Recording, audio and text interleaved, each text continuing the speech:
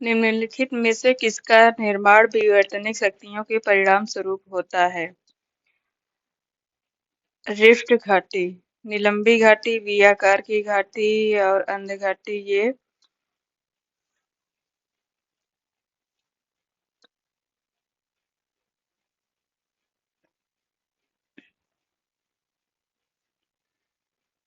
सूची 1 को सूची 2 से सुमेलित करना है। ऐसा समतल जो काफी हद तक हाल के जलोढ़क से बना है। बाढ़कृत मैदान, डीप सी समतल, वितलीय मैदान, पवन की गतिविधि से निर्मित समतल, लोएस मैदान, जलोढ़क की झीनी परत से कुछ कुछ ढकी समतल सतह, पदस्थली।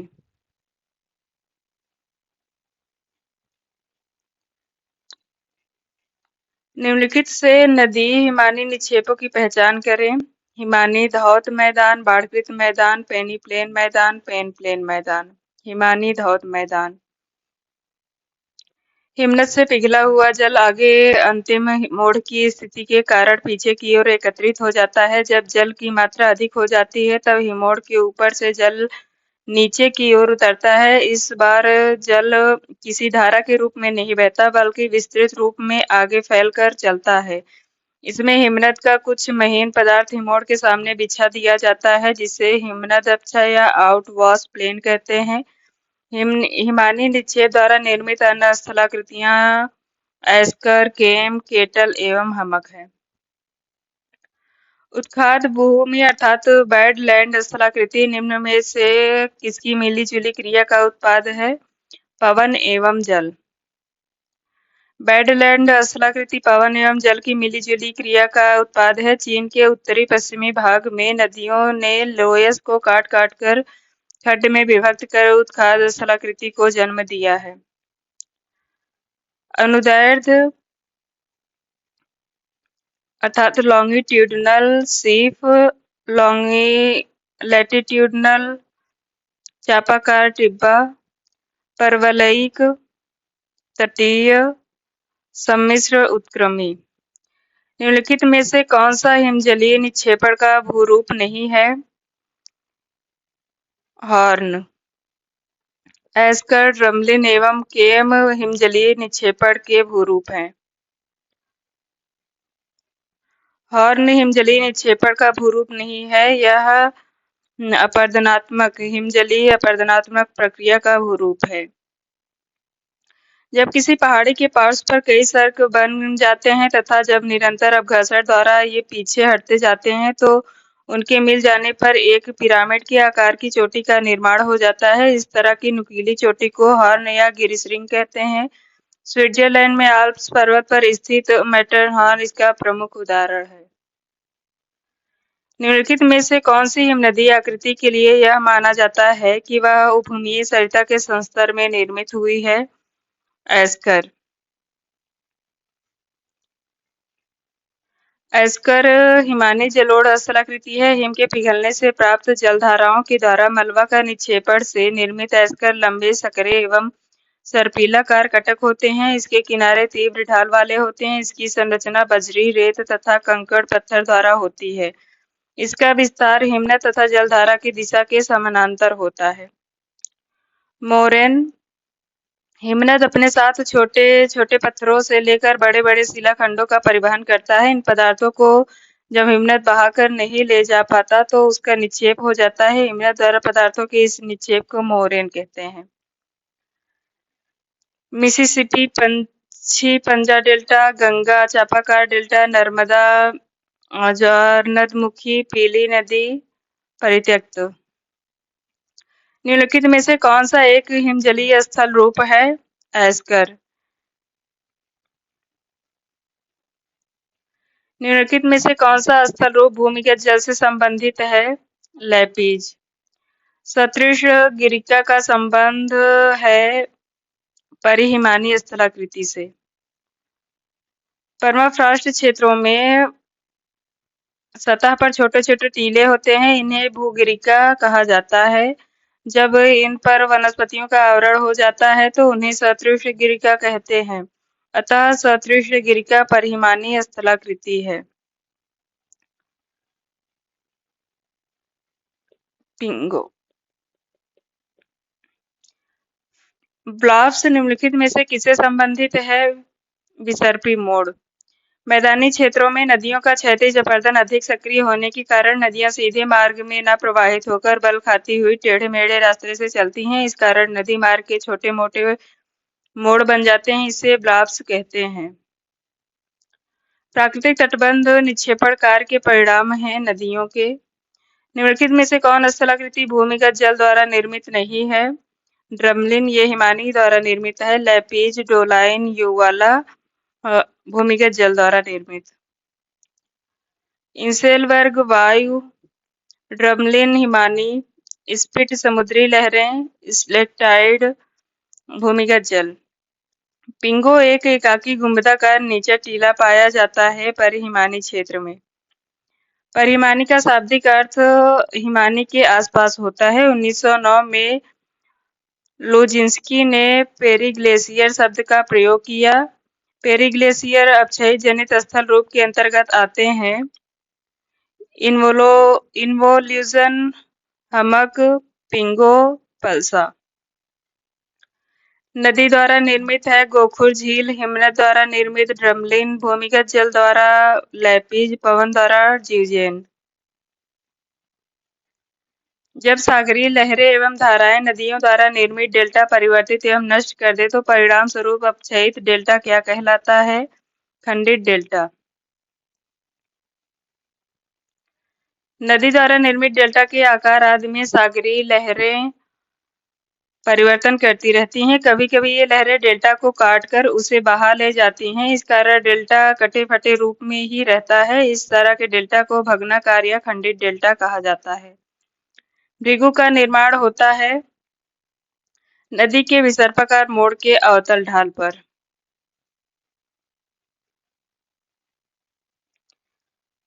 प्रवणित नदी अर्थात ग्रेडेड रिवर कहते हैं जब नदी अपरदन द्वारा अपने आधार तल को प्राप्त हो जाती है। नदी का आधार तल वक्र के रूप में होता है। जब नदी के आधार तल में ऋणात्मक परिवर्तन होता है तो नदी में नवोन्मेष आ जाता है। लटकती घाटियां पाई जाती हैं उच्च पर्वतीय भागों में हिमनद अपरदन के फलस्वरूप। सर्क एक फ्रांसीसी शब्द है जिसे स्कॉटलैंड में कहते हैं कोरी।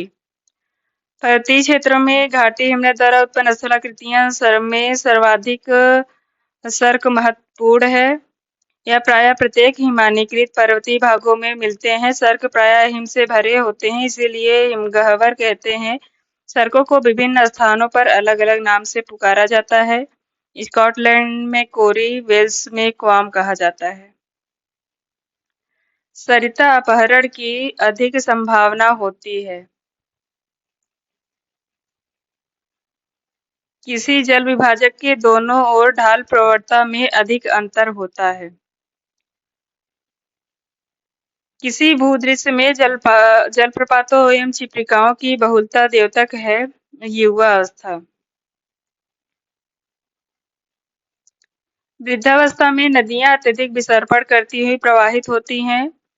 कारण है वृद्धावस्था में नदियों की भार वाहन क्षमता समाप्त प्राय होती है।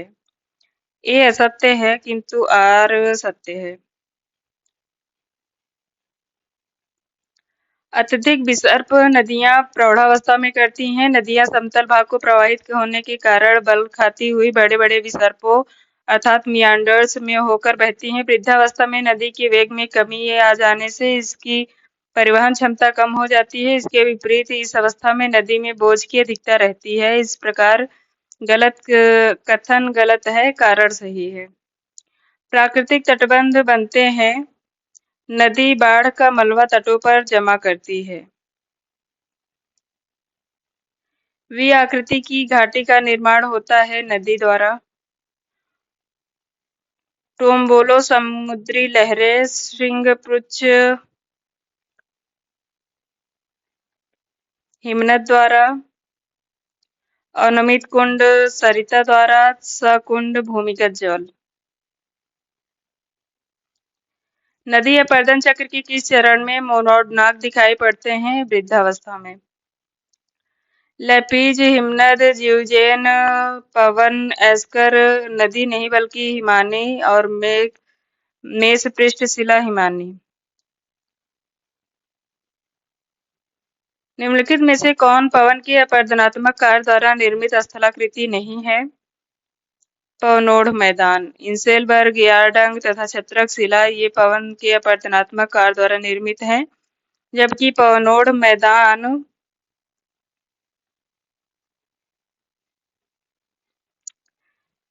इसके अन्य निक्षेपणात्मक स्थलाकृति हैं। इसके निक्षेपणात्मक स्थलाकृति हैं बालुका स्तूप, बरखान, लोयस मैदान, बालसन, प्लाया, बजादा, पेडिमेंट।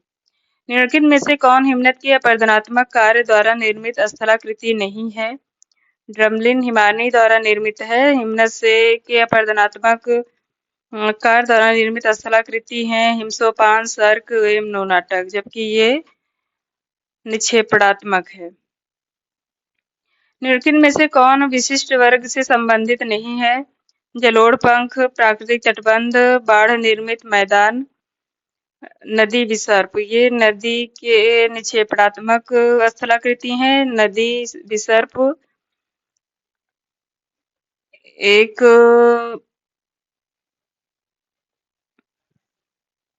नवोन्मेष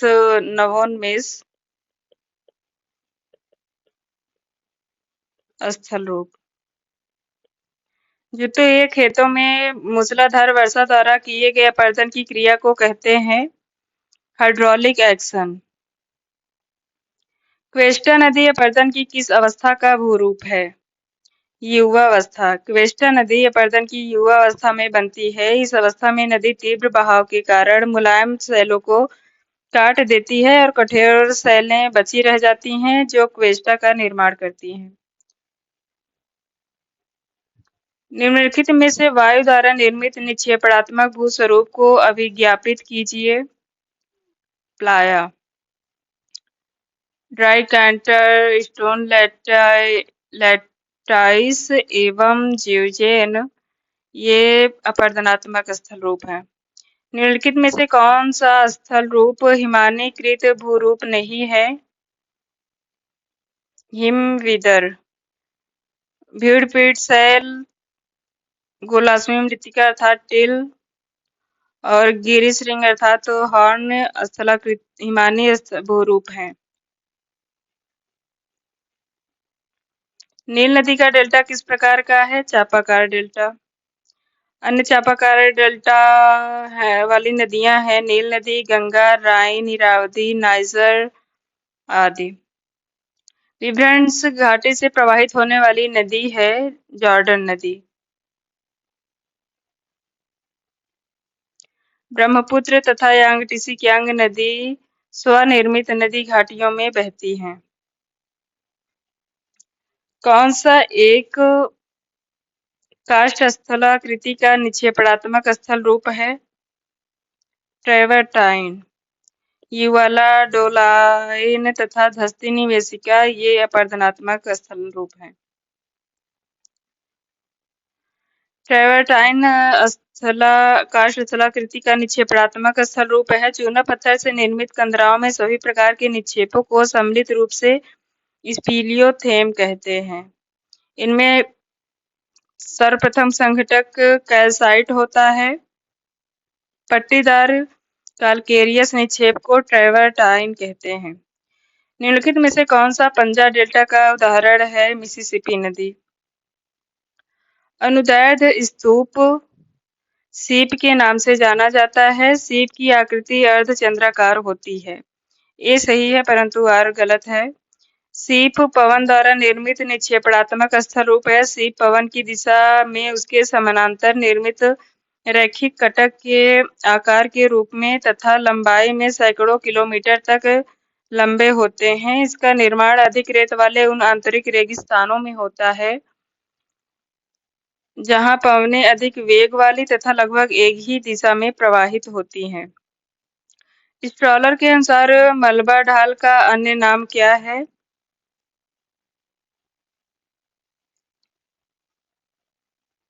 प्रसुप्ता ढाल। मलबा ढाल को मुक्त ढाल भी कहा जाता है। शिखरीय उत्तलता के ठीक नीचे दीवार के समान तीव्र ढाल मिलता है, जिसे स्कार्प या मुक्त पृष्ठ ढाल कहते हैं। यह नग्न चट्टानों से वस्तु किसी भी प्रकार के अवसादी आवरण से मुक्त होता है। उत्तल ढाल से अनाच्छादित तलछट इस क्षेत्र से सरक कर सीधे घाटी में चला जाता है, अतः इसे नग्न या निस्त्रावण ढाल भी कहा जाता है। भू आकृतियों के निम्नलिखित समूहों में से कौन सी अपर्दनी विशेषता है?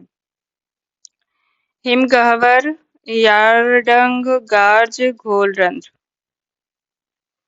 विस्तृत रेगिस्तानी क्षेत्र में कठोर चट्टान की सामान्य सतह से ऊंचे उठे हुए टीले को कहा जाता है इंसेलबर्ग।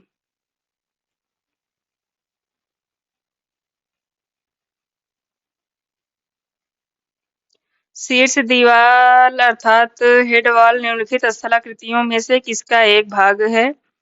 सर्ग का।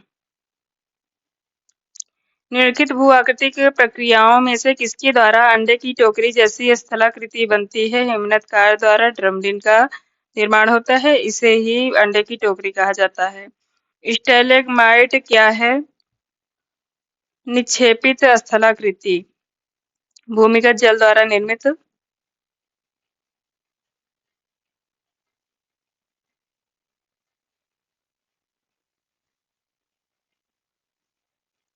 वायुमंडल।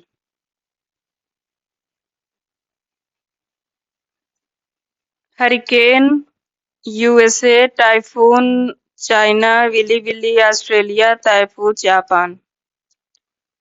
पृथ्वी पर आने वाले सौर विकिरण को निम्नलिखित में से किसके द्वारा अधिकतम अवशोषित किया जाता है? जलवाष्प द्वारा।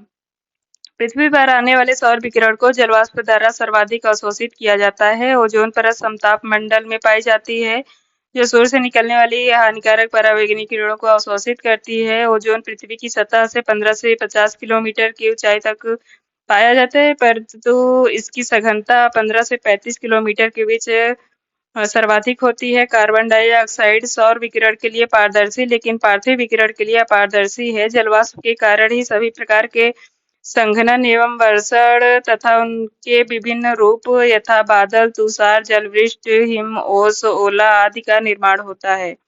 ज्ञातव्य है कि वायुमंडल में समस्त जलमंडल का 0.001% भाग जलवाष्प के रूप में सुरक्षित रहता है। निम्नलिखित में से किस गैस का पृथ्वी के वायुमंडल में आयतन के आधार पर न्यूनतम प्रतिशत है? हाइड्रोजन। सर्वाधिक है नाइट्रोजन, उसके बाद क्रमशः ऑक्सीजन, ऑर्गन, कार्बन डाइऑक्साइड,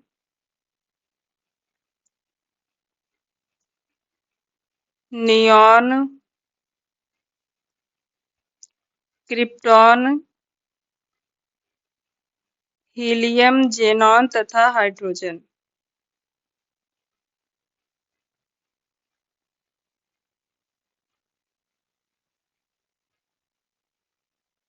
वह गैस जिसका निचले वायुमंडल में शुष्क वायु में प्रतिशत मान तीसरा सर्वाधिक है, ऑर्गन है। वायुमंडलीय संरचना में मूलतः वायुमंडल 3 आधारभूत तत्वों या संघटकों से मिलकर बना है: गैसें, जलवाष्प तथा एरोसोल। वायुमंडलीय संरचना में निम्नलिखित में से किस गैस का सर्वाधिक भाग है? नाइट्रोजन 78.08%।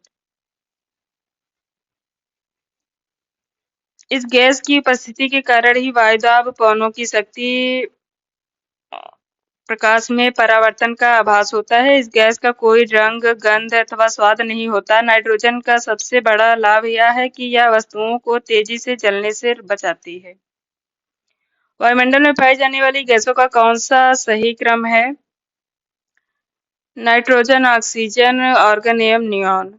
निम्नलिखित में से कौन से हवा में उनके प्रतिशत के अवरोही क्रम में सही रूप से अनुक्रमित है? नाइट्रोजन, ऑक्सीजन, ऑर्गन और कार्बन डाइऑक्साइड। इसमें भी बढ़ते हुए क्रम में लगाना है: जेनॉन, हीलियम, कार्बन डाइऑक्साइड एवं ऑर्गन। वायुमंडल की निम्नलिखित परतों में से किसमें न्यूनतम तापमान पाया जाता है? मेसोपॉज में। माइनस मध्यमंडल परत में न्यूनतम तापमान मेसोपॉज अर्थात मध्य सीमा में न्यूनतम तापमान पाया जाता है। मध्यमंडल की ऊपरी सीमा अर्थात 80 किलोमीटर की ऊंचाई पर तापमान -80 डिग्री हो जाता है तथा यह -100 से -133 डिग्री सेंटीग्रेड तक हो जाता है। मध्यमंडल की इस ऊपरी सीमा को मेसोपॉज कहते हैं। इस सीमा के ऊपर जाने पर तापमान बढ़ने लगता है। वास्तव में 80 किलोमीटर की ऊंचाई के बाद मेसोपॉज तापीय प्रतिलोमन को इंगित करता है, क्योंकि इसके नीचे कम तापमान एवं इसके ऊपर अधिक तापमान पाया जाता है। नोट: एस पेटरसन ने तापमान एवं वायुदाब की विशेषताओं के आधार पर वायुमंडल को 5 मंडलों में विभाजित किया है। एस पेटरसन: क्षोभ मंडल, समताप मंडल, ओजोन मंडल, आयन मंडल एवं आयतन मंडल। निम्नलिखित में से कौन वायुमंडलीय गैस सही प्रतीक द्वारा नहीं दर्शाई गई है? Neon Ne, helium He, nitrous oxide, krypton Kr।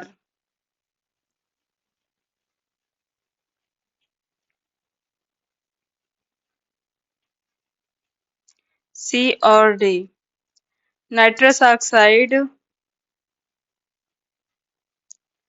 N2O द्वारा निरूपित किया जाता है, प्रदर्शित किया जाता है क्रिप्टॉन K द्वारा।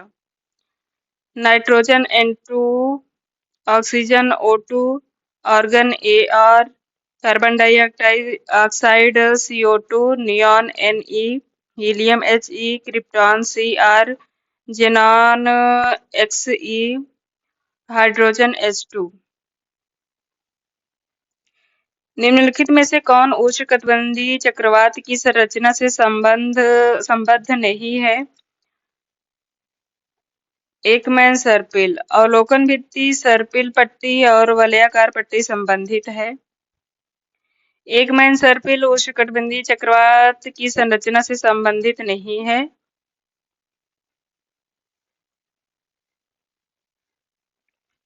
आयनवर्ती क्षेत्रों उत्तर 30 डिग्री उत्तर से 30 डिग्री दक्षिण अक्षांश में उत्पन्न चक्रवात को उष्णकटिबंधीय चक्रवात कहते हैं। ये निम्न वायुदाब वाले अभिसरणी परिसंचरण तंत्र हैं, जिनकी औसत व्यास 640 किलोमीटर होता है। एकमैन स्पाइरल या सर्पिल महासागरीय धाराओं की उत्पत्ति के कारक वायु की दिशा से उसकी दिशा के विचलन या विक्षेपण को दर्शाता है। एकमैन के अनुसार वायु द्वारा चालित महासागरीय सतह का जल संबंधित वायु की दिशा में उत्तरी गोलार्ध में दाहिने ओर तथा दक्षिणी गोलार्ध में बाईं ओर 45 डिग्री कोण पर विक्षेपित हो जाती है। एकमैन सर्पिल में महासागरीय सतह के नीचे प्रत्येक क्रमिक निचली परत के जल की संचलन गति कम हो जाती है, क्योंकि नीचे जाने पर धाराजनक वायु द्वारा घर्षण भी कम होता जाता है। इस प्रक्रिया के कारण सर्पिल धाराओं का आविर्भाव होता है, जिसे एकमैन स्पाइरल या सर्पिल कहते हैं। ओजोन की माप से संबद्ध पारिभाषिक शब्द की पहचान करें। डॉप्सन एवं स्पेक्ट्रोफोटोमीटर अर्थात A एवं B। प्लानीमीटर द्वारा मानचित्र पर क्षेत्रफल मापने का एक यंत्र है। ओपिसोमीटर मानचित्र पर दूरी मापने का यंत्र है। बैरोमीटर वायु दाब, एनीमोमीटर वायु के प्रवाहित होने वाले वेग का निर्धारण किया जाता है। पायरोमीटर उच्च तापमान को मापने का एक यंत्र। साइनोमीटर इस उपकरण द्वारा आकाश का नीलापन ज्ञात किया जाता है। प्रतिचक्रवाती मौसम की पुनरावृत्ति से संबंधित विलक्षणता विश्व के किस क्षेत्र से संबद्ध रखती है? ब्रिटेन।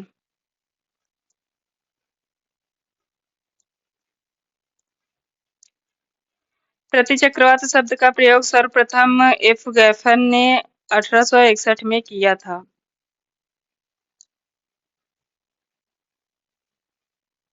प्रतिचक्रवात मौसम की पुनरावृत्ति से संबंधित विलक्षणताएं ब्रिटेन के भौगोलिक क्षेत्र से संबंधित है। प्रतिचक्रवातों में उत्तरी गोलार्ध में हवाएं घड़ी की सुई के अनुकूल विपरीत प्रवाहित होती हैं दक्षिणी गोलार्ध में, परंतु कभी-कभी यह वी आकार में भी मिलते हैं। केंद्र में वायुदाब अधिकतम तथा परिधि की ओर क्रमशः घटता जाता है, जिस कारण हवाएं केंद्र से परिधि की ओर चलती हैं। केंद्र तथा परिधि के वायुदाब का अंतर 10 से 20 मिलीबार होता है, कभी-कभी यह 35 मिलीबार भी हो सकता है। निम्न दाब क्षेत्र 31 किलोमीटर प्रति घंटे से कम पवन की चाल होती है। चक्रवाती तूफान में 62 से 88 किलोमीटर प्रति घंटा और नमन में 31 से 49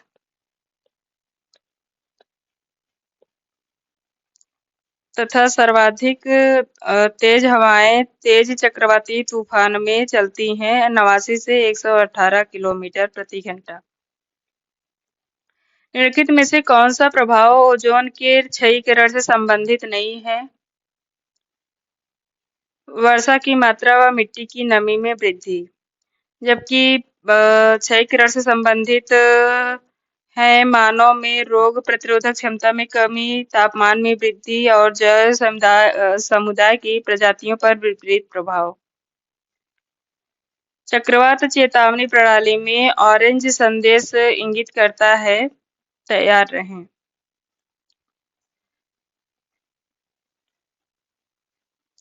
भारतीय मौसम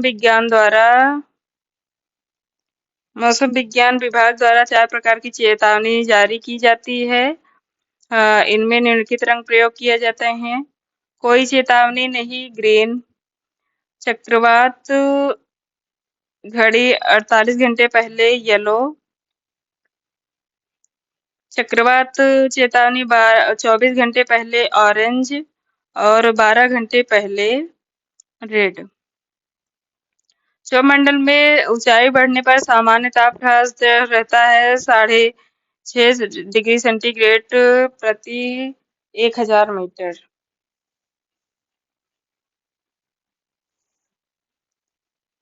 ऊंचाई के साथ तापमान में यह कमी ऊंचाई के साथ वायुमंडलीय गैसों के घनत्व, वायुदाब, कणकीय पदार्थों में कमी के कारण होता है। क्षोभमंडल वायुमंडल की सबसे निचली परत है, जिसे परिवर्तन मंडल भी कहा जाता है। इसका नामकरण टीजरेंस डी बोट ने किया। सामान्य ताप ह्रास दर है 6.5 डिग्री सेंटीग्रेड प्रति 1000 मीटर। शुष्क रुद्धोष्म ताप ह्रास दर है 10 डिग्री सेंटीग्रेड प्रति 1000 मीटर। क्षोभमंडल में सामान्य ताप ह्रास दर है 6.5 डिग्री। ओडिशा के सुपर साइक्लोन के पश्चात चक्रवात में अधिकतम पवन गति रही है फॉलिन की 2013 में आया था। उड़ीसा के तट के सुपर साइक्लोन जो 1999 में आया था, उसके पश्चात 2013 में फॉलिन में अधिकतम पवन गति रही थी। इसका नामकरण थाईलैंड द्वारा किया गया था। इसने उड़ीसा और आंध्र प्रदेश को सर्वाधिक प्रभावित किया था। विली एक उष्णकटिबंधीय चक्रवात है जो ऑस्ट्रेलिया में प्रवाहित होता है। इन्हें कैरेबियन एवं दक्षिणी पूर्वी संयुक्त राज्य अमेरिका में हरिकेन चक्रवात के अन्य नाम है। दक्षिणी चीन सागर में टाइफून, बांग्लादेश तथा भारत में चक्रवात, ऑस्ट्रेलिया में विली, जापान में टैफू, फिलीपींस में बैजियो के नाम से जाना जाता है। यूएसए में टॉर्नेडो को क्या कहते हैं? ट्विस्टर। अमेरिका में टॉर्नेडो को ट्विस्टर कहा जाता है। टॉर्नेडो आकार की दृष्टि से सभी वायुमंडलीय तूफानों में सबसे छोटा, परंतु प्रभाव की दृष्टि से सर्वाधिक प्रलयकारी होते हैं।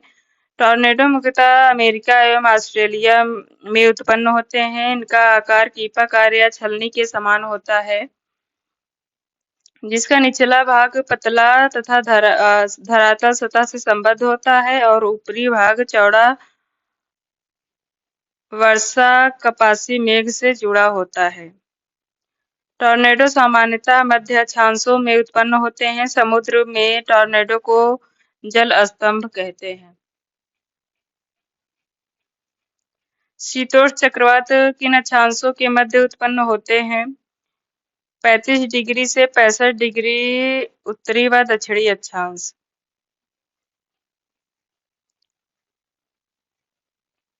जहां पर पछुआ हवाओं के प्रभाव से ये पश्चिम से पूर्व दिशा में चलते हैं, इनके केंद्र में कम वायुदाब एवं बाहर की ओर अधिक वायुदाब पाया जाता है। इनका आकार गोलाकार तथा अंडाकार होता है, जिस कारण इसे लोहगर्त या ट्रफ कहते हैं। शीतोष्ण चक्रवात को लहर चक्रवात या विक्षोभिकी भी कहा जाता है। ध्रुवीय वाताग्र सिद्धांत या लहर सिद्धांत शीतोष्ण कटिबंधीय चक्रवात की उत्पत्ति का सिद्धांत है, जिसका प्रतिपादन 1918 में जे बर्कनीज ने किया था। प्रतिचक्रवात शब्द का सर्वप्रथम प्रयोग एफ गैफन महोदय ने 1861 में किया। अधिकतम ओजोन घनत्व 20 से 25 किलोमीटर की ऊंचाई के बीच पाया जाता है।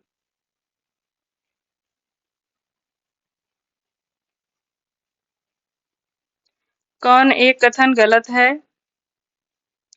क्षोभमंडल में सामान्यतः वायु तापक्रम ऊंचाई के साथ कम होता है। मध्यमंडल की मोटाई समतापमंडल से कम है। जलवायु उष्ण हो जाने का मुख्य कारण कार्बन डाइऑक्साइड है। मृदा तथा जल के मध्य प्रकाश का प्रसारण भिन्न होता है। आयोग ने इसका उत्तर बी माना था। मध्यमंडल की मोटाई समतापमंडल से कम होती है। वायुमंडल का आरोही क्रम है क्षोभमंडल, समतापमंडल, ओजोन मंडल एवं मध्यमंडल।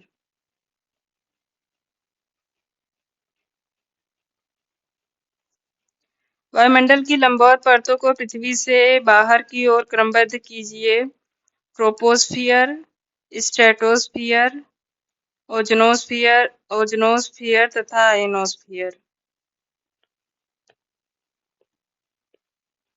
वायुमंडल की परतों का निम्नलिखित में से कौन सा क्रम सही है?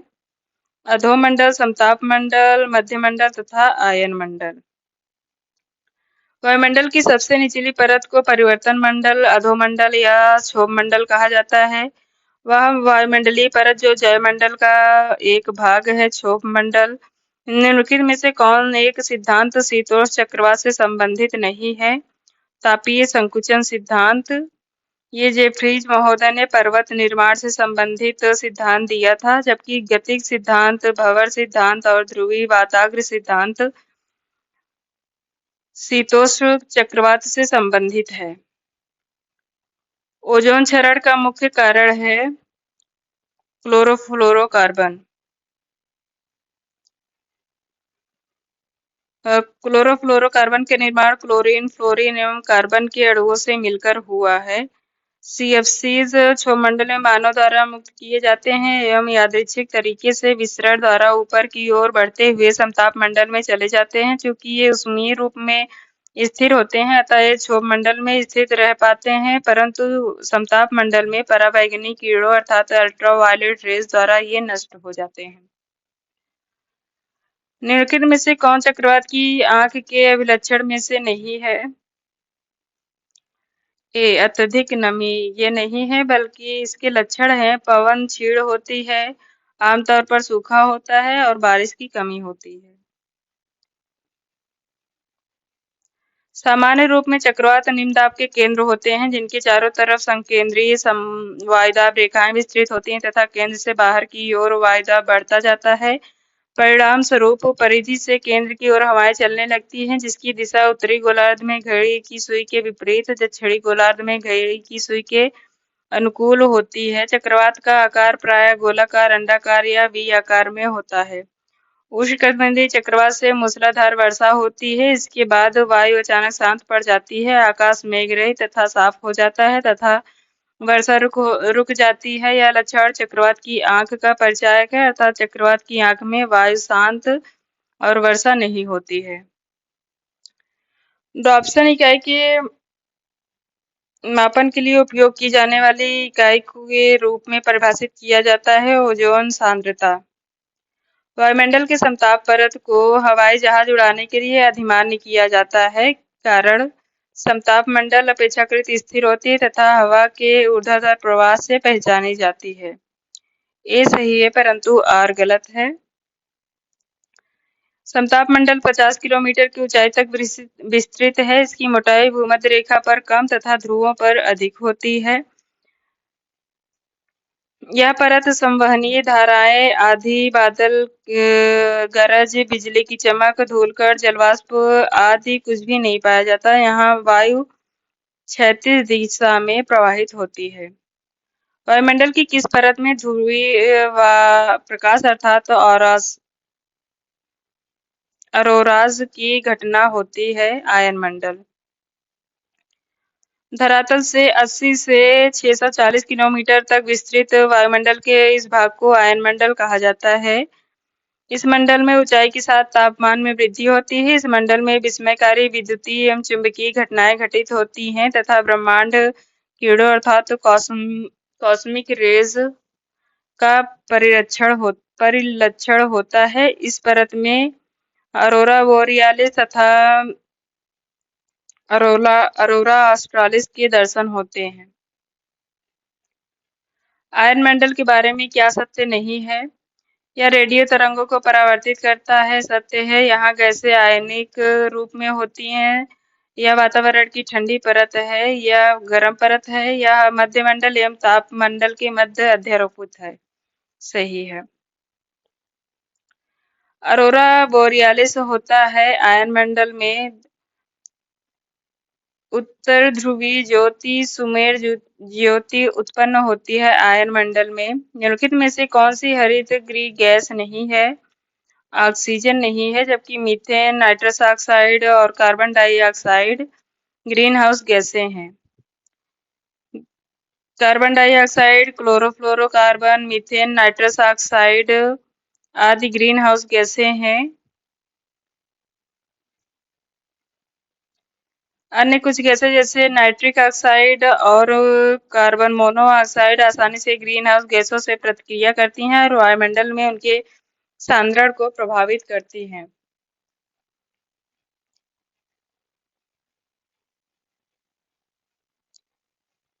हरित गृह गैस का अर्थ वातावरण की उन गैसों से है जो प्राकृतिक एवं मानव जनित होती हैं। ये इंफ्रारेड रेडिएशन को अवशोषित करती हैं और पुनः छोड़ती हैं।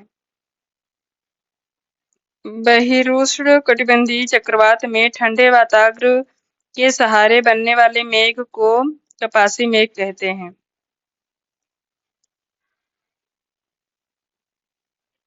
वे चक्रवाती वायु प्रणालियां जो उष्णकटिबंध से दूर मध्य व उच्च अक्षांशों में विकसित होती हैं उन्हें बहिरुष्ण या शीतोष्ण कटिबंधीय चक्रवात कहते हैं। मध्य तथा उच्च अक्षांशों में जिस क्षेत्र में ये गुजरती हैं वहां मौसम संबंधी अवस्थाओं में अचानक तेजी से बदलाव आते हैं। बहिरुष्ण कटिबंधीय चक्रवात ध्रुवीय वाताग्र के साथ साथ बनते हैं। इस वाताग्र में कोष्ण वायु क्षेत्र या कोष्ण खंड ठंडे अग्रभाग व पिछले शीत खंड के बीच पाया जाता है। कोष्ण वायु आक्रामक रूप से ठंडी वायु के ऊपर चढ़ती है और उष्ण वाताग्र के पहले भाग में स्तरीय मेघ दिखाई देते हैं और वर्षा होती है। पीछे से आता शीत वाताग्र उष्ण वाताग्र को ऊपर धकेलता है जिसके परिणाम स्वरूप शीत वाताग्र के साथ कपासी मेघ बनते हैं। नोट: शीतोष्ण चक्रवात की उत्पत्ति से संबंधित ध्रुवीय वाताग्र सिद्धांत का प्रतिपादन बर्कनीज महोदय ने किया था। चक्रवात और प्रतिचक्रवात की पवनों की दिशा के प्रारूप में कौन से असत्य कथन हैं? उत्तरी गोलार्ध में चक्रवात पवनों की दिशा घड़ी की सुई की दिशा के विपरीत है। सही है।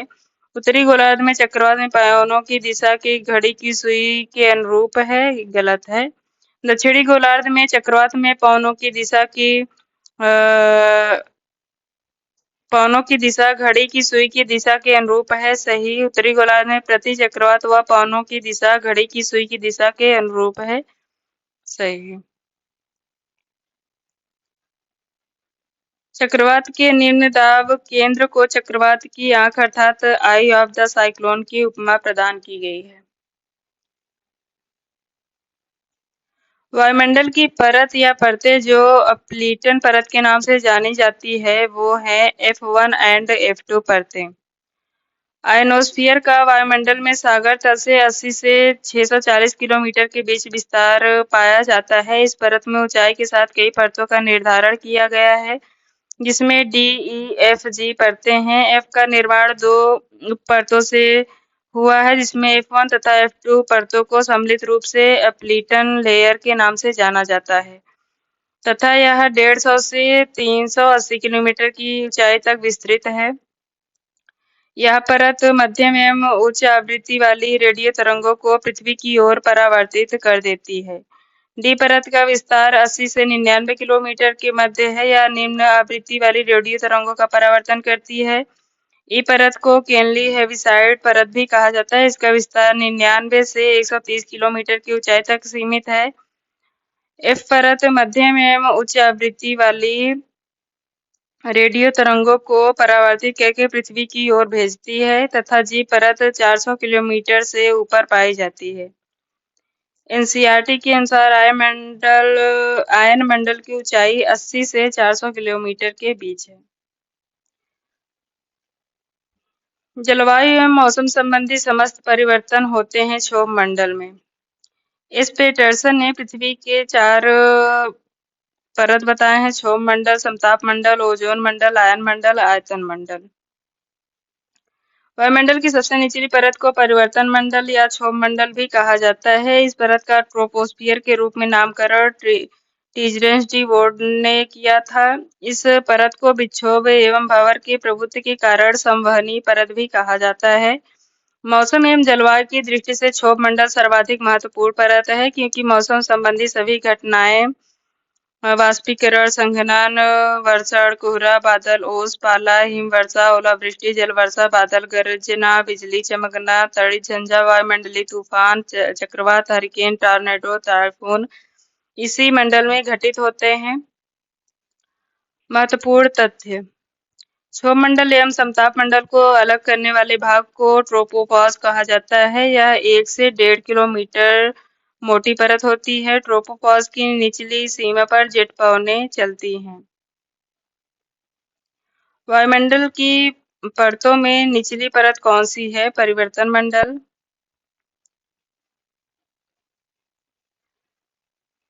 क्षोभ मंडल की औसत मोटाई है 14 किलोमीटर, ध्रुवों के निकट या 8 किलोमीटर तथा विषुवत रेखा पर 18 किलोमीटर की ऊंचाई तक पाई जाती है।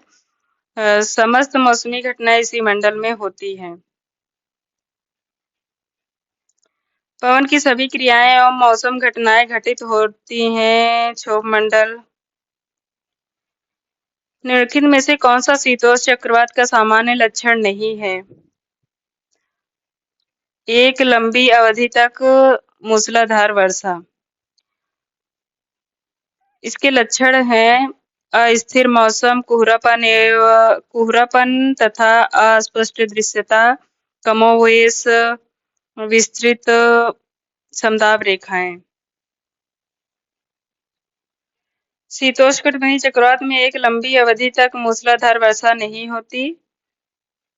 इसके लक्षण हैं वायु राशियां तथा ताप में भिन्नता के कारण शीतोष्णकटिबंधीय चक्रवात के अलग अलग भागों में मौसम संबंधी अनेक असमताएं पाई जाती हैं। शीतोष्णकटिबंधीय चक्रवात के उष्ण प्रदेश में वर्षा मंद गति से परंतु अधिक देर तक तथा शीत वाताग्र प्रदेश में वर्षा मूसलाधार परंतु अल्पकालिक होती है। शीतोष्णकटिबंधीय चक्रवात में विस्तृत समदाब रेखाएं पाई जाती हैं। निम्नलिखित में से कौन से उष्णकटिबंधीय चक्रवातों के संबंध में सही नहीं है? उष्णकटिबंधीय चक्रवात उष्णकटिबंधीय क्षेत्र के विनाशकारी खतरे नहीं है, ये गलत है। सही है, उष्णकटिबंधीय चक्रवात व्यापारिक पवनों के प्रभाव के कारण पूर्व से पश्चिम की ओर मुड़ जाते हैं। उष्णकटिबंधीय चक्रवात आईटीसी जेट के निकट पैदा होते हैं।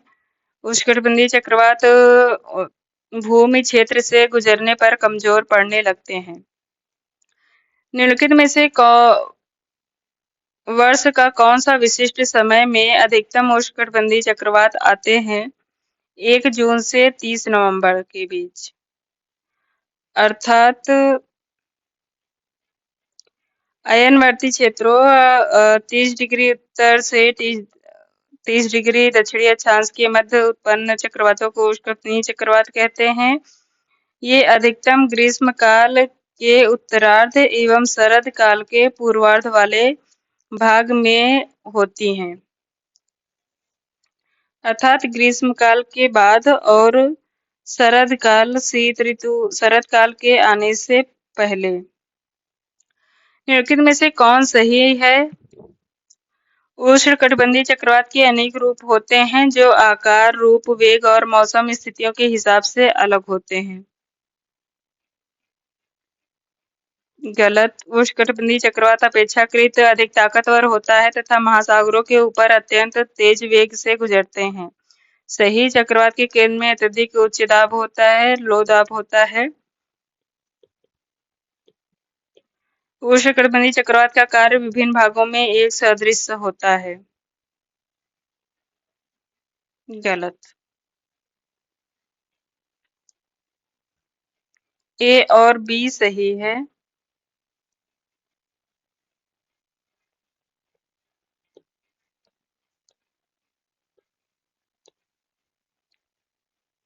उष्णकटिबंधीय चक्रवात के अनेक रूप होते हैं जो आकार, रूप, वेग और मौसम स्थितियों के हिसाब से अलग होते हैं। उष्णकटिबंधीय निम्न दबाव सघन होकर उष्णकटिबंधीय तूफानों में परिवर्तित हो जाते हैं जैसे ही वे पार करते हैं अटलांटिक महासागर। निम्नलिखित में से किस देशांतर का उष्णकटिबंधीय तूफान का रुख उत्तर दिशा की ओर उत्तर अटलांटिक की ओर मुड़ जाता है? 30 डिग्री पश्चिमी। 30 डिग्री पश्चिमी देशांतर पर उष्णकटिबंधीय चक्रवात का रुख उत्तर दिशा की ओर उत्तर अटलांटिक की तरफ मुड़ जाता है। निम्नलिखित में से कौन से मानदंड टॉर्नेडो की श्रेणीबद्ध करने के लिए फ्यूजिटा पैमाना का आधार है? वायु गति और संबंधित संपत्ति नुकसान। वायु गति एवं संबंधित संपत्ति नुकसान मानदंड टॉर्नेडो को श्रेणीकृत करने के लिए फ्यूजिटा पैमाने के आधार है। इसी के आधार पर इनकी गणना की जाती है।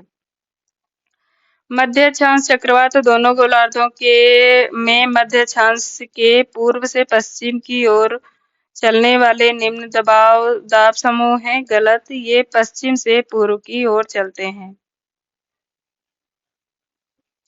अधिकांश मध्य अक्षांश चक्रवात का एक शीत अयनांत और एक उष्ण अयनांत होता है। सही। अर्थात ए गलत और आर सही। 35 से 65 डिग्री अक्षांश के बीच दोनों गोलार्धों में पाए जाते हैं। इलेक्ट्रोमैग्नेटिक स्पेक्ट्रम अर्थात ईएमएस के किस भाग से चर्म कैंसर होता है? पराबैंगनी किरण।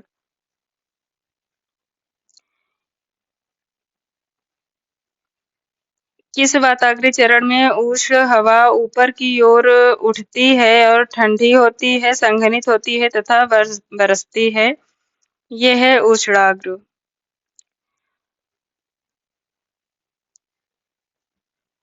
उष्णवाताग्र सदैव दाईं ओर से बाईं ओर को बढ़ती है। इसका ढाल मध्य अक्षांशों में 1:100 से 1:400 तक पाया जाता है। निम्नलिखित कथनों में वायु संहति गुणों के संबंध में विचार कीजिए। सही उत्तर का चयन कीजिए। काफी समान भौतिक गुण होते हैं। वायु संहतिया अर्थात एयर मास।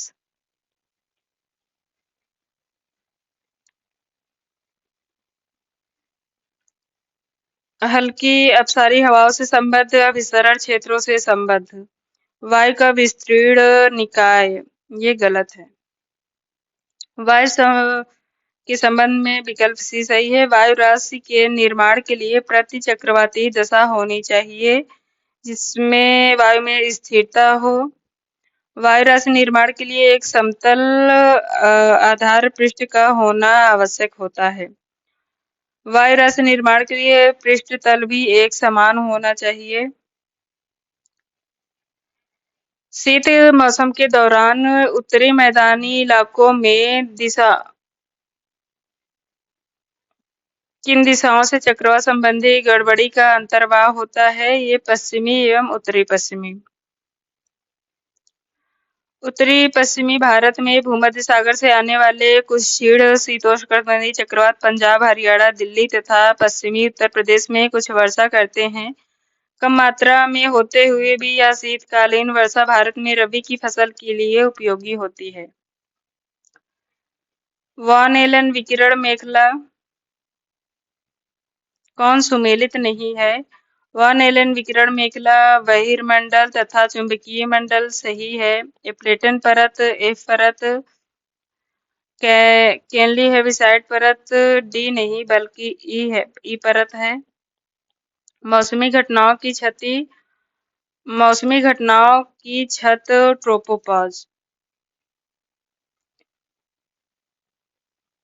दिए गए आरेख में निम्नलिखित में से कौन सा कूट मेसोपॉज को सही तरह से दर्शाता है?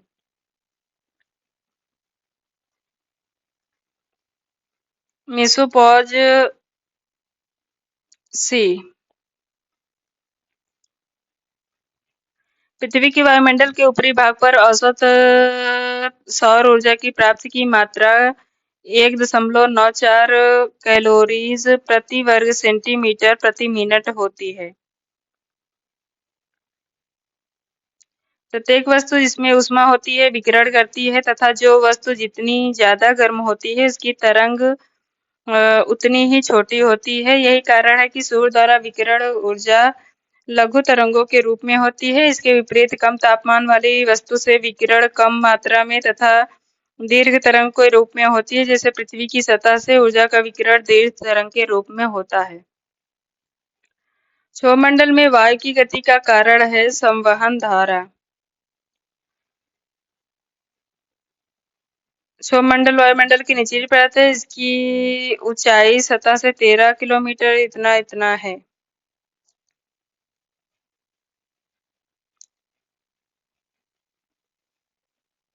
क्योंकि तेज प्रवाह के कारण ताप का अधिक ऊंचाई तक संवहन क्रिया किया जाता है, इसीलिए वायु संचलन संवहन धाराएं हैं। आयन मंडल की किस परत से रेडियो की लघु तरंगें परावर्तित होती हैं? एफ परत। वायुमंडल की निम्नलिखित परतों में कौन विद्युत चुंबकीय तरंगों का अपवर्तित कर देती है? आयन मंडल। एंट्रोपी अवस्था में ऊर्जा प्रवाह उत्पादन से श्वसन की ओर स्थानांतरित होता है, जिससे ऑक्सीजन की मांग ऑक्सीजन की उपलब्धता से अधिक हो जाती है। कारण है समताप मंडल। ओजोन परत के निःशेषण से त्वचा संबंधी रोग हो जाता है। दोनों सही है परंतु सही व्याख्या नहीं है। वायुमंडल में ओजोन गैस की अधिकांश मात्रा पाई जाती है समताप मंडल में। इसकी सांद्रता 15 से 35 किलोमीटर की ऊंचाई पर सर्वाधिक है। वायुमंडल की कौन सी परत को आयन मंडल कहते हैं? तापमंडल को। इस मंडल में तापमान तेजी से बढ़ता है। यह अनुमान किया गया है कि तापमंडल की ऊपरी सीमा जो अब तक निश्चित नहीं की जा सकी है पर तापमान 1700 डिग्री सेंटीग्रेड होता है। उष्णकटिबंधीय चक्रवातों के बारे में निम्नलिखित में से कौन सा कथन सही नहीं है? उन्हें फिलीपींस में ताइफू के नाम से जाना जाता है। ये गलत है। ताइफू जापान में जबकि फिलीपींस में इसे बैजियो के नाम से जाना जाता है। सही कथन है उष्णकटिबंधीय चक्रवात मूसलाधार बारिश करते हैं। ये 8 डिग्री उत्तरी व दक्षिणी अक्षांशों में उद्गमित होते हैं और वे दक्षिणी अटलांटिक महासागर में नहीं पाए जाते हैं।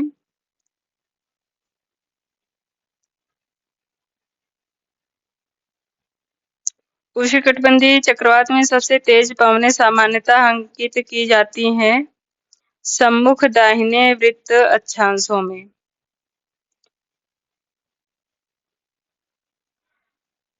उष्णकटिबंधीय चक्रवात के आंख में बादल नहीं होते, इसलिए यहाँ वर्षा भी नहीं होती, लेकिन मध्य भाग में खूब वर्षा होती है। इन चक्रवातों की सामान्य गति 32 किलोमीटर प्रति घंटे से अधिक तथा टॉर्नेडो की 200 किलोमीटर प्रति घंटे से अधिक तथा टॉर्नेडो की गति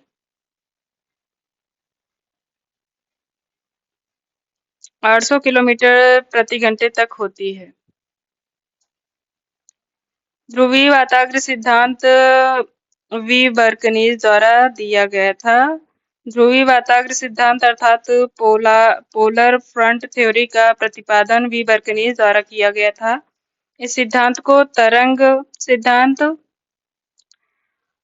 तथा बर्गियन सिद्धांत के नाम से भी जाना जाता है। तापमान, गति, दिशा, आर्द्रता, घनत्व आदि के संदर्भ में दो विपरीत गुणों वाली वायुराशियों के बीच ढलुआ सतह को सामान्य तौर पर वाताग्र कहते हैं। मध्य अक्षांश चक्रवात के बनने में निम्नलिखित में से सही पद की पहचान कीजिए। वायुदाबीय दाब का बल, कोरियालिस बल, पृष्ठीय घर्षण। ए, बी, सी तीनों।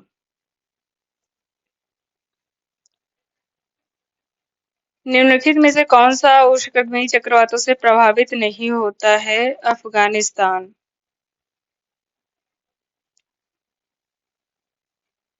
वायुमंडल की आर्द्रता मापी जाती है हाइग्रोमीटर द्वारा। वायुमंडल की आर्द्रता हाइग्रोमीटर से नापी जाती है।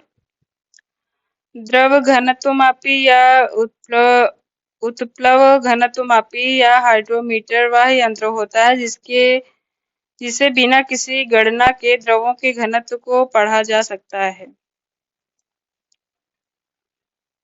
इस यंत्र को सर्वप्रथम आर्किमिडीज ने किया था। पृथ्वी विद्युत चुम्बकीय लघु तरंगों के माध्यम से ऊर्जा सूर्य तक प्राप्त करती है जिसका विकिरण होता है फोटोस्फीयर से।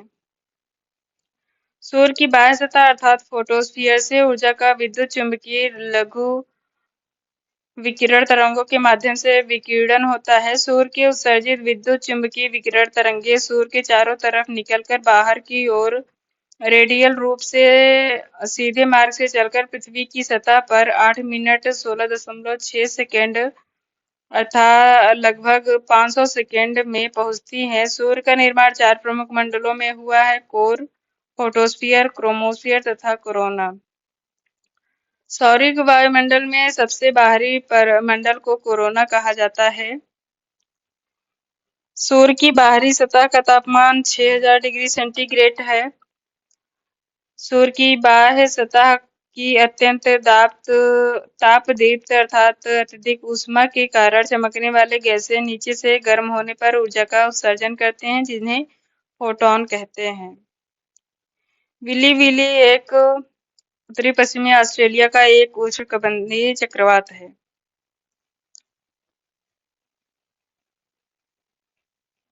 एक से अधिक घिरी समदाब रेखाओं वाले छोटे आकार के उष्णकटिबंधीय चक्रवात को डिप्रेशन कहा जाता है।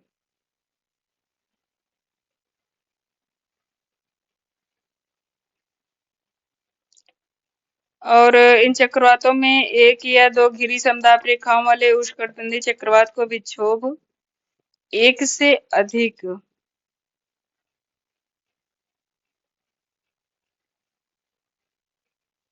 छोटे आकार के उष्णकटिबंधीय चक्रवात को डिप्रेशन, इन चक्रवातों में एक या दो घिरी समदाब रेखाओं वाले उष्णकटिबंधीय चक्रवात को विक्षोभ अर्थात डिस्टर्बेंस कहा जाता है।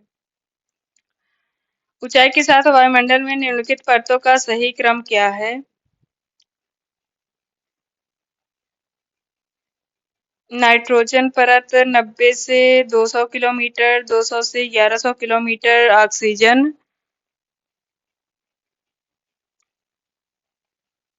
और 1100 से 3500 किलोमीटर, हीलियम तथा हाइड्रोजन 3500 से 10,000 किलोमीटर।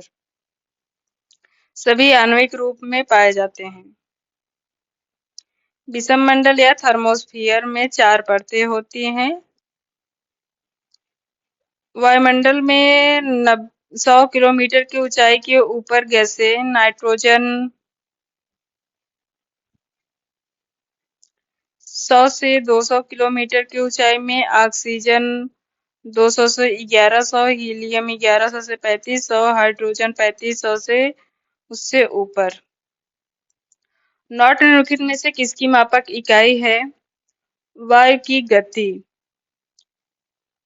टैकोमीटर के द्वारा वायुयान तथा मोटर की गति निर्धारित की जाती है, जिसकी मापक इकाई है नॉट।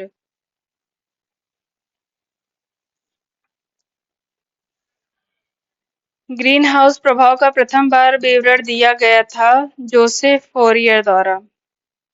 ग्रीन हाउस का सब इन्होंने दिया था। वायुमंडल में पाई जाने वाली कुछ गैसें लघु तरंग सौर विकिरण के लिए पारदर्शी होती हैं। इसके विपरीत यही गैसें धरातलीय पार्थिव विकिरण के लिए अपारदर्शी होती हैं। ये ग्रीन हाउस प्रभाव उत्पन्न करती हैं। शीत वाताग्र द्वारा उष्ण वाताग्र के अभिलंघन करने तथा धरातलीय सतह से गर्म वायु के पूर्ण विलोपन के कारण उत्पन्न वाताग्र को अधिविष्ट वाताग्र कहा जाता है। क्षोभमंडल में वायु में गति निम्नलिखित में से किसके द्वारा होती है? संवहन धारा द्वारा।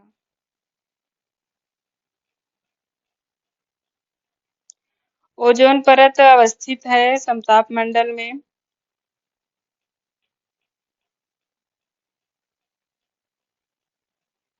वायुमंडल के स्तरीकरण में प्रमुख योगदान आरजी बेरी, आरजे सोरले एवं एएन स्टॉलर ने दिया।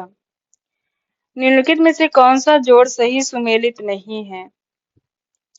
प्रति चक्रवात उच्च दाब सही है। वृष्टि छाया क्षेत्र चक्रवाती वर्षा गलत है। काष्ठ स्थलाकृति चूना पत्थर पृथ्वी कोर सही। केंद्र में उच्च दाब वाली दाब प्रणाली को प्रति चक्रवात कहा जाता है। वायुमंडल में उपस्थित ओजोन परत की ऊंचाई है 15 से 60 किलोमीटर। वायुमंडल की कौन सी परत पृथ्वी के महासागरों की सतह के संपर्क में है? क्षोभमंडल। वायुमंडल में निम्नलिखित में से कौन सी गैस सूर्य के विकिरण और पृथ्वी की सतह से ऊष्मा को अवशोषित करती है? Carbon dioxide. किनले हेविसाइड परत अर्थात ई परत के निर्माण के लिए सौर अल्ट्रावायलेट फोटॉन किससे प्रतिक्रिया करते हैं? ऑक्सीजन एवं ऑक्सीजन अणु से। ई परत सामान्यतः इस 150 किलोमीटर की ऊंचाई पर पाए जाते हैं। इस परत का निर्माण पराबैंगनी सौर फोटॉन का ऑक्सीजन अणुओं के साथ क्रिया करके होता है। डी परत 80 से 99, ई परत 99 से 130, एफ परत 150 से 380, जी परत 400 से 640। निम्नलिखित में से कौन सी वायुमंडलीय स्तरों से रेडियो तरंग परावर्तित होती है जो पृथ्वी से प्रेषित होकर पुनः पृथ्वी की ओर प्रेषित होती है? आयन मंडल।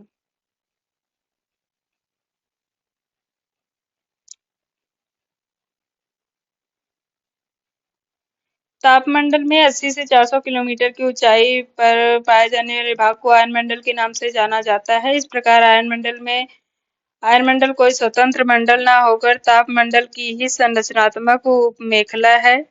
C2 तथा H2 गैसीय अणुओं द्वारा गामा तथा एक्सरे के साथ प्रतिक्रिया से यहाँ आयनों की उत्पत्ति होती है,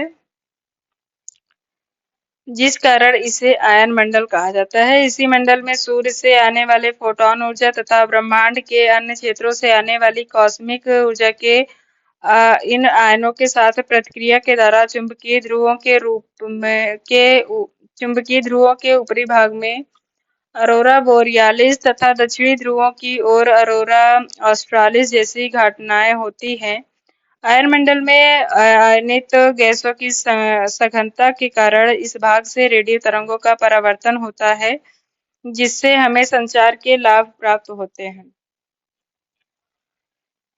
औसत समुद्री जल से कितनी ऊंचाई पर वायुमंडल का दाब आधा हो जाता है? 6 किलोमीटर। सामान्यतः 5,400 मीटर की ऊंचाई पर वायुमंडल का दाब आधा हो जाता है। निम्नलिखित ग्रीनहाउस गैसों में से किस एक का उत्सर्जन पूर्णतः मानवोद्भवी है? क्लोरोफ्लोरोकार्बन। क्लोरोफ्लोरोकार्बन ग्रीनहाउस गैस का उत्सर्जन पूर्णतः मानवोद्भवी है, जबकि carbon dioxide, methane, nitrous oxide, ozone प्रमुख ग्रीनहाउस गैसें हैं। वायुमंडल में ग्रीनहाउस गैसों के उत्सर्जन को कम करने के लिए अंतर्राष्ट्रीय स्तर पर प्रयास किए गए हैं। इनमें सबसे प्रमुख है क्योटो प्रोटोकॉल, जिसकी उद्घोषणा 1997 में की गई और यह प्रभावी 2005 से हुआ। वायुमंडल में आयतन की दृष्टि से सबसे कम अनुपात किसका है? नियॉन का। कौन सी परत वायुमंडल के कुल गैसीय द्रव्यमान का लगभग 75% हिस्सा है? क्षोभ मंडल।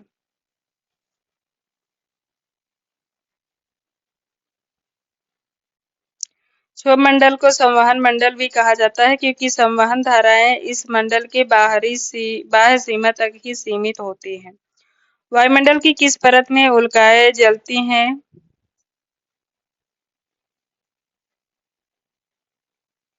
मध्य मंडल। सप्ताप सीमा के ऊपर मध्य मंडल है, जिसका विस्तार 80 किलोमीटर की ऊंचाई तक है। इस परत में ऊंचाई के साथ तापमान गिरने लगता है और 80 किलोमीटर की ऊंचाई पर तापमान -100 डिग्री सेंटीग्रेड तक हो जाता है। मध्यमंडल में ही आकर उल्कापिंड जलकर नष्ट हो जाते हैं। वायुमंडल में किस आधार पर दो प्रमुख परतों होमोस्फियर और हेट्रोस्फियर में विभाजित किया गया है? रासायनिक संरचना।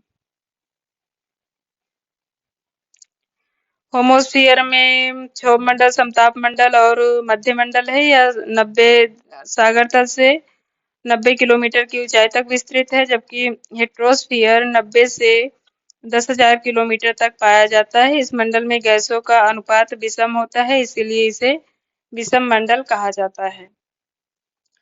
90 किलोमीटर के ऊपर वायुमंडल का संघटन अधिकाधिक हल्की गैसों की वृद्धि के साथ परिवर्तित होने लगता है। यह परत कहलाती है हेट्रोस्फियर।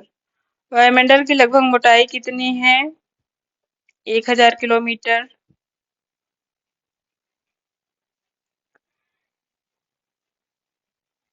स्ट्रॉलर के अनुसार, यद्यपि वायुमंडल का 97% भाग 29 किलोमीटर की ऊंचाई तक ही सीमित है, परंतु इसकी अधिकतम ऊपरी सीमा 10,000 किलोमीटर तक है। वायुमंडल में अनेक गैसों का मिश्रण है।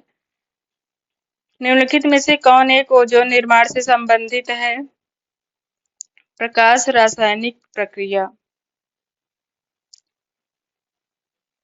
प्रकाश रासायनिक प्रक्रिया ओजोन निर्माण से संबंधित है। ओजोन परत की प्रमुख विशेषता यह है कि सूर्य से आने वाली पराबैंगनी किरण को अवशोषित कर लेती है। ओजोन का सर्वाधिक संकेंद्रण 22 किलोमीटर की ऊंचाई तक है, परंतु इसकी ऊपरी सीमा 80 किलोमीटर है। ध्रुवों की और ट्रोपोपॉज की ऊंचाई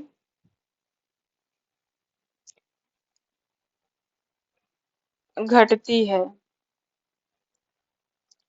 ट्रोपोपॉज 1.5 किलोमीटर एक मोटी परत है, जो परिवर्तन मंडल एवं समताप मंडल के बीच स्थित होती है। ध्रुवों के और ट्रोपोपॉज की ऊंचाई घटती है। इसकी अधिकतम ऊंचाई 17 किलोमीटर तथा ध्रुवों पर यह 9 से 10 किलोमीटर तक होती है।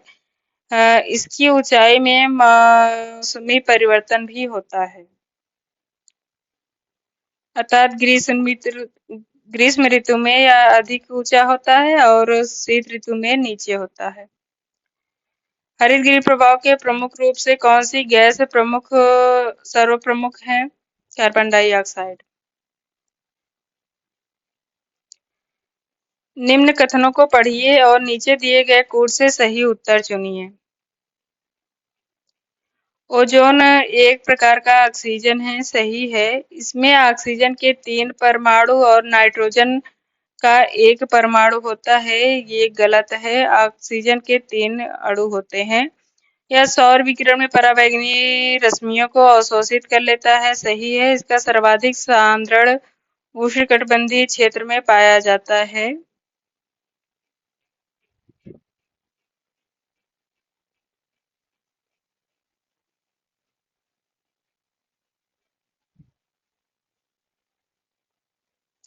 निम्नलिखित में से कौन समताप मंडल का भाग नहीं है? सममंडल का भाग नहीं है, ताप मंडल। क्षोभ मंडल, समताप मंडल तथा मध्य मंडल इसके भाग हैं। क्षोभ मंडल की क्षोभ मंडल की मोटाई कोलंबो के ऊपर सबसे अधिक होगी। कोलंबो विषुवत रेखा के पास है, इसीलिए इसकी मोटाई अधिक होगी। निम्नलिखित में से कौन सा कथन क्षोभ सीमा के बारे में सही है? यह लगभग 5 किलोमीटर मोटा है, गलत। 1.5 किलोमीटर मोटा है। भूमध्य रेखा पर इसकी औसत ऊंचाई लगभग 10 मीटर है, ये भी गलत है। ये लगभग 13 किलोमीटर है। इसकी ऊंचाई में मौसमी परिवर्तन नहीं होता, परिवर्तन होता है। और इसके शीर्ष में भूमध्य रेखा पर तापमान अधिकतम और ध्रुवों पर अपेक्षाकृत न्यूनतम होता है, ये सही है। विषुवत रेखा के ऊपर क्षोभ सीमा में हवा का तापमान -70 डिग्री जबकि ध्रुवों पर -45 डिग्री सेंटीग्रेड होता है। निम्नलिखित में से कौन सी प्रक्रिया वायुमंडल के ऊष्मन में सबसे कम महत्व की है? संचालन महत्वपूर्ण है, संवहन, संघनन की प्रसुप्त ऊष्मा और भौमिक विकिरण।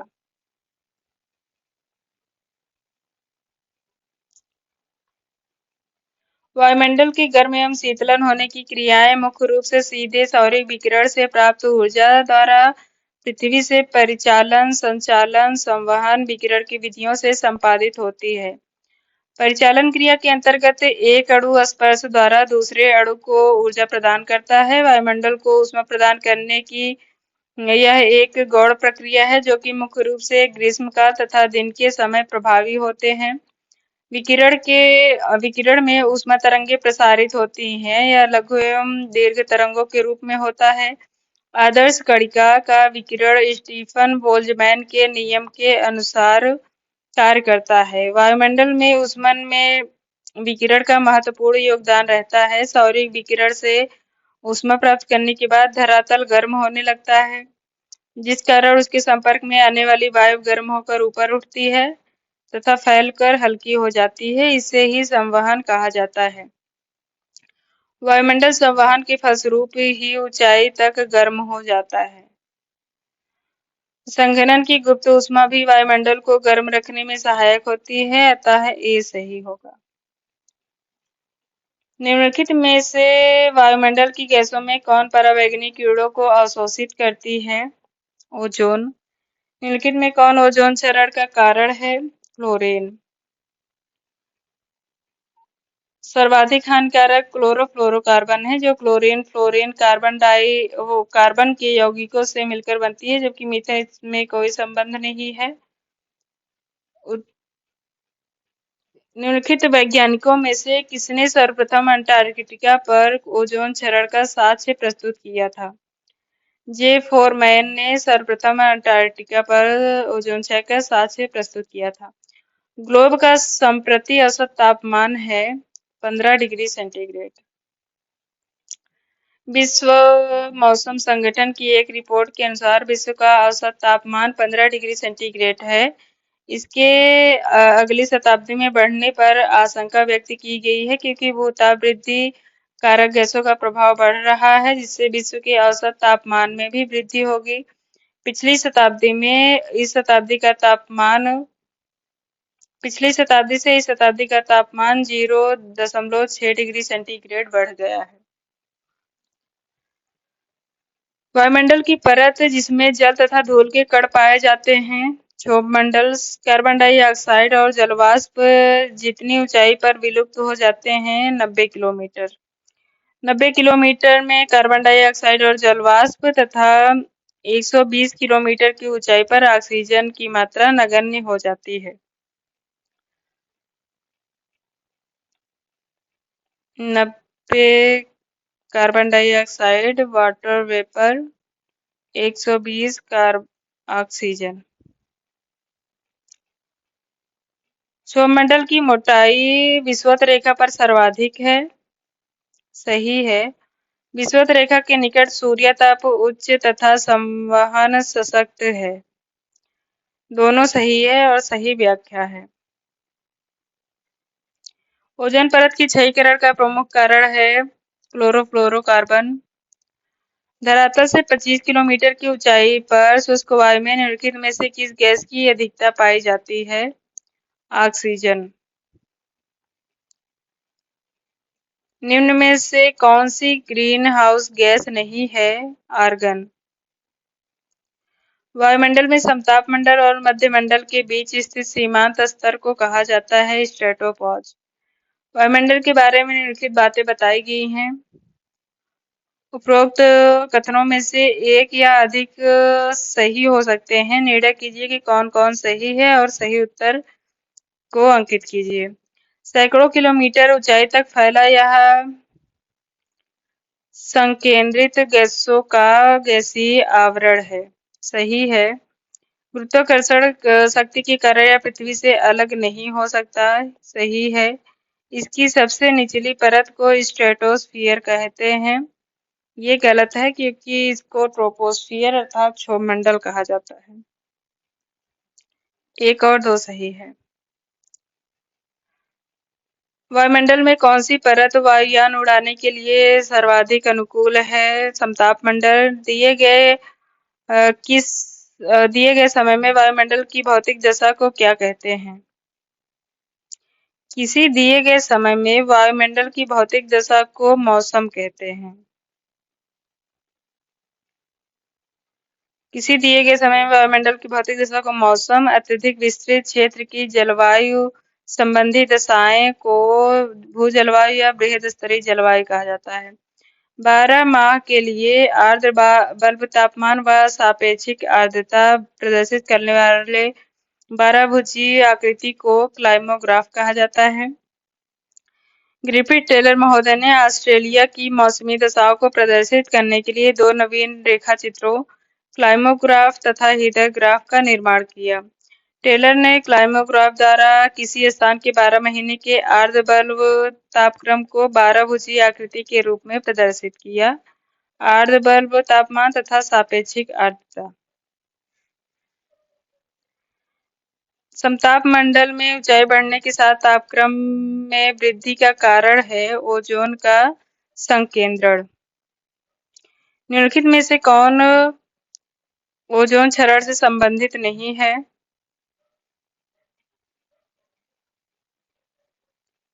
सी कार्बन मोनोऑक्साइड परिकल्पना।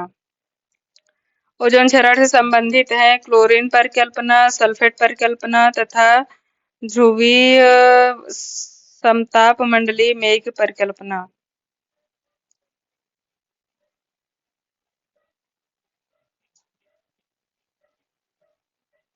ओजोन नष्टकारक पदार्थ हैं chlorofluorocarbon, nitrogen oxide, methyl bromide, carbon tetrachloride, halon, hydrofluorocarbon, methyl chloroform. Antarctica के ऊपर ओजोन परत बहुत पतली हो गई है। अंटार्कटिका प्रदेश में कड़ी ठंड के कारण हरितगृह गैसों का संकेंद्रण हो गया है। कथन और कारण दोनों सही है और सही व्याख्या है। ओजोन क्षरण की पहली जानकारी ब्रिटिश वैज्ञानिक जोसेफ फोरमैन के नेतृत्व में गए अंटार्कटिका दल द्वारा 1985 ईस्वी में दिया गया। फोरमैन ने बताया कि अंटार्कटिका पर ओजोन न केवल पतली हो रही है बल्कि उसमें छेद हो रहा है। तभी से ओजोन क्षरण व अंटार्कटिका का संबंध व्यापक चर्चा का विषय बना। अंटार्कटिका पर ओजोन क्षरण के प्रमुख कारण निम्न हैं। पहला है ओजोन क्षयकारी पदार्थ का वायुमंडलीय पवनों द्वारा ध्रुवों पर पहुंचना। और दूसरा है अंटार्कटिक प्रदेश में अत्यधिक ठंड के कारण तापमान साल के 12 महीने माइनस में हरित गृह गैसों का संकेंद्रण हो गया है।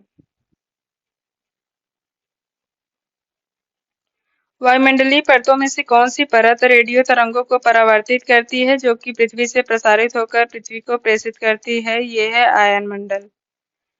कौन सी वायुमंडलीय गैस सूर्य प्रकाश में अधिकतम परावैंगनी किरणें फिल्टर करती हैं? ओजोन।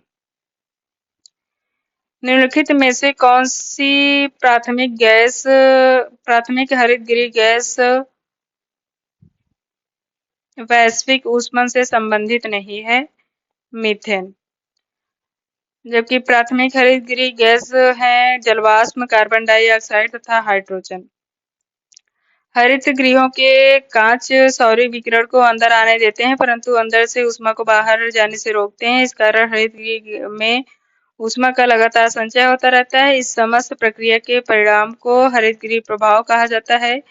इस प्रकार वायुमंडल में मानव जनित कार्बन डाइऑक्साइड के आवरण प्रभाव के कारण पृथ्वी के सतह के प्रगामी तापमान को हरित गृह प्रभाव कहते हैं।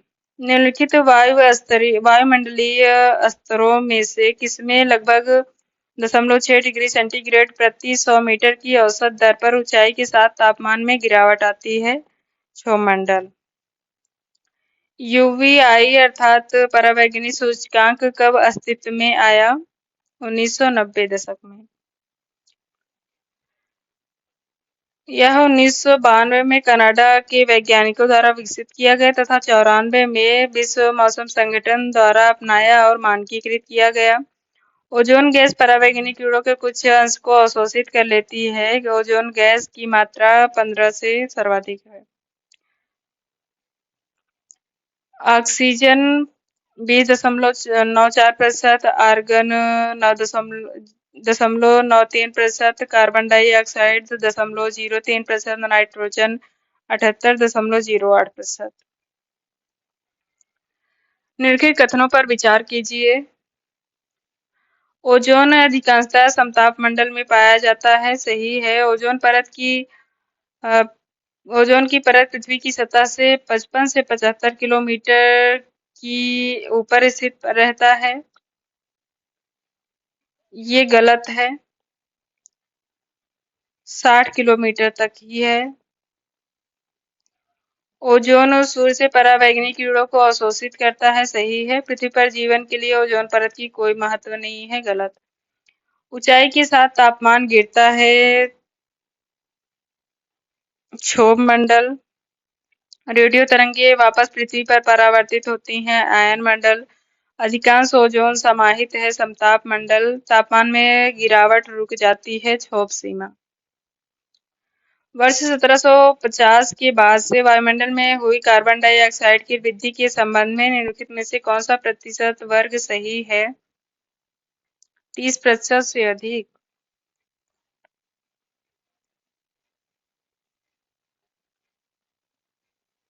क्षोभमंडल में ऊंचाई के साथ ऊंचाई में वृद्धि के साथ वायु दाब घटता जाता है। कारण है ऊपरी वायुमंडल में तापमान अपेक्षाकृत कम होता है। दोनों सही है परंतु सही व्याख्या नहीं है। निम्नलिखित वायुमंडलीय परतों में से किसमें तापमान स्थिर रहता है? क्षोभ सीमा। निम्नलिखित गैसों में से कौन सी वायुमंडल का प्राकृतिक घटक नहीं है? क्लोरोफ्लोरोकार्बन। ये मानवकृत है।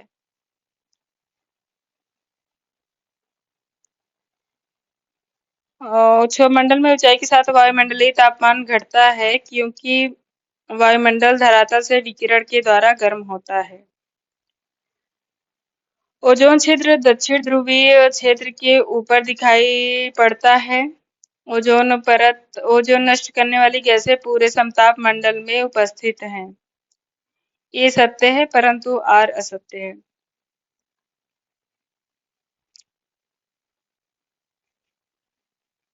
कुछ वैज्ञानिकों ने दक्षिणी ध्रुव के ऊपर ओजोन छिद्र होने का दावा किया है। वायुमंडल में निम्नलिखित में से कौन से भाग में मुक्ताभ मेघ पाए जाते हैं? समताप मंडल।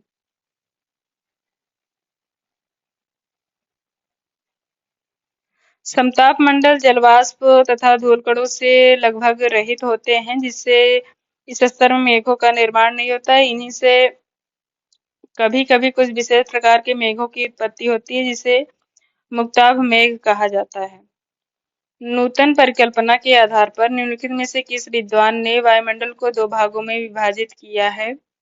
मार्शल निकोलेट ने 1962 में अंतरराष्ट्रीय अंतरिक्ष विचार गोष्ठी में वायुमंडल को दो भागों सममंडल और विषममंडल में विभाजित किया। आर्गन 0.93%, ऑक्सीजन 0.03%, नियॉन 0.0018% अर्थात 0.02%, हीलियम 0.0005%। निम्न में से कौन सी ट्रेस गैस वायुमंडल में नहीं पाई जाती है? मीथेन। इसका उत्सर्जन मुख्यतः कार्बनिक पदार्थों के ऑक्सीजन की उपस्थिति में जलने से, दलदली जमीनों तथा पशुओं की जुगाली करने से तथा दीमकों की गतिविधियों से होता है। चावल की खेती तथा कंपोस्ट खाद के निर्माण से मीथेन गैस बनती है। वायुमंडल में इसकी मात्रा लगभग 1.1% की दर से वृद्धि होती जा रही है। भूमध्य रेखा पर ट्रोपोपॉज की ऊंचाई होती है लगभग 17 से 18 किलोमीटर। वायुमंडल की ओजोन परत पृथ्वी को बचाती है पराबैंगनी किरणों से।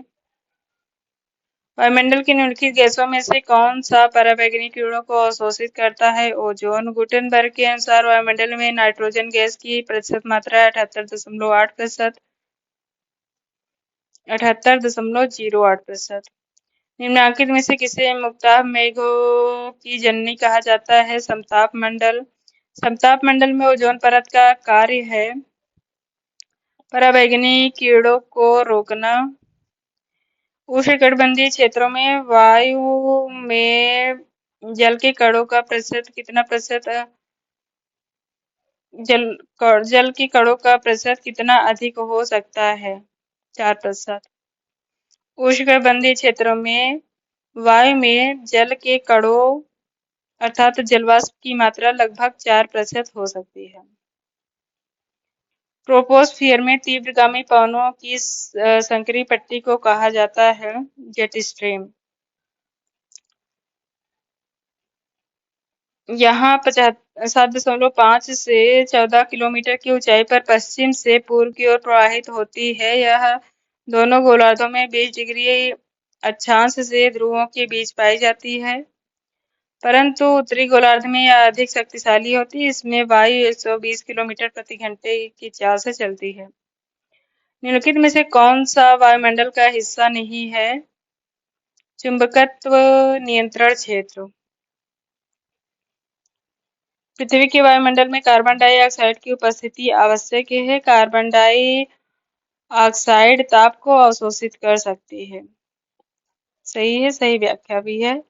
क्षोभ मंडल तथा समताप मंडल के मध्य वायु का सम्मिश्रण पाया जाता है।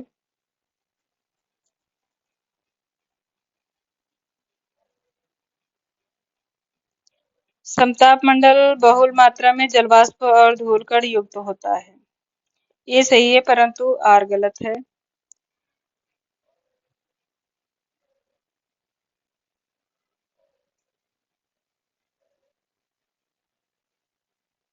क्षोभ मंडल तथा समताप मंडल के मध्य वायु का सम्मिश्रण पाया जाता है। क्षोभ मंडल के अंतर्गत आदि गैसों, जलवाष्प तथा धूलकणों का अधिकतम ताप होता है। इस ताप के गर्म तथा शीतल होने का कार्य विकिरण संचालन तथा संवहन धारा होता है। समताप मंडल बहुत मात्रा में जलवाष्प तथा धूलकण युक्त नहीं है, बल्कि यहाँ तापमान की स्थिरता होती है। पराबैंगनी किरण 8 से 13 मियोमीटर होती है और वायुमंडलीय खिड़की एक्स-रे तथा गामा किरणों को कहा जाता है। आयोनीय विकिरण 0.8 मियोमीटर से अधिक है। समीप अपरक्त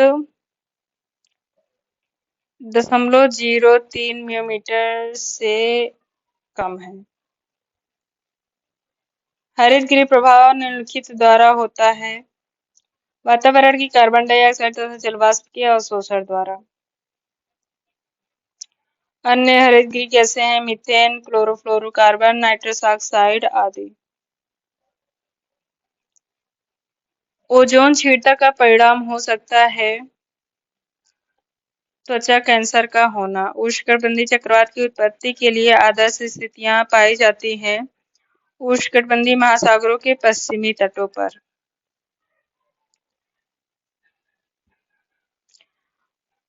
उष्णकटिबंधीय चक्रवात सागरों के ऊपर तेज चलते हैं परंतु स्थलों पर पहुंचते पहुंचते क्षीण हो जाते हैं और आंतरिक भागों में पहुंचने के पहले ही समाप्त हो जाते हैं। यही कारण है कि महाद्वीपों के केवल तटीय भागों को ही ये अधिक प्रभावित करते हैं। क्षोभमंडल में जल के सूक्ष्म कण पाए जाते हैं। कारण है समताप मंडल की तुलना में क्षोभमंडल में तापमान विभिन्नता कम खतरनाक है। क्या भी है? वायुदाब के मापन की इकाई है हेक्टापास्कल। वायुदाब के मापक की इकाई हेक्टापास्कल है। धरातल या सागर तल के क्षेत्रफल की प्रति इकाई 1 वर्ग इंच या गज पर ऊपर स्थित वायुमंडल की समस्त परतों के पड़ने वाले भार को वायुदाब कहा जाता है। सागर तल पर वायुदाब 1013.25 मिलीबार होता है। सागर तल पर समान वायुदाब वाले क्षेत्रों को मिलाने वाली समदाब रेखा को आइसोबार कहा जाता है। वायुदाब मापने का यंत्र बैरोमीटर है।